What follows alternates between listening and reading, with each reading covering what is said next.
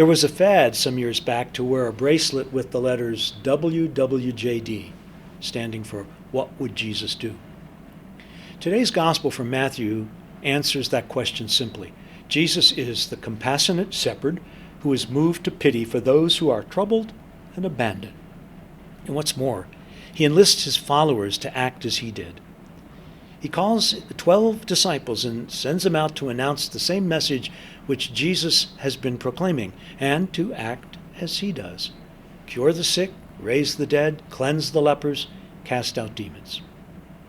Scripture scholars suggest that today's text shows how the disciples' mission mirrors that of Jesus, that these instructions were originally intended as practical guidelines for the itinerant missionaries of Matthew's community, as one scholar writes. Of course, in preserving such a text, the church intends for us, the successors of Matthew's community, to adopt these same missionary guidelines. It's not just a job for the original 12 or for canonized saints.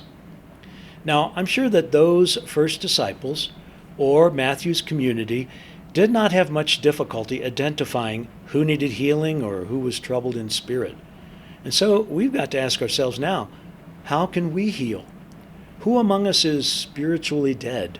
Where are the lepers of our day? Where are there demons to be cast out? We all know people who are sick in spirit, who live as though dead, who have been infected with the world's evil.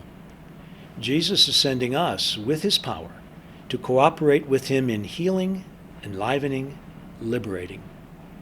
Now, if you look at the list of those first 12, we can see that following Jesus is not a path to fame.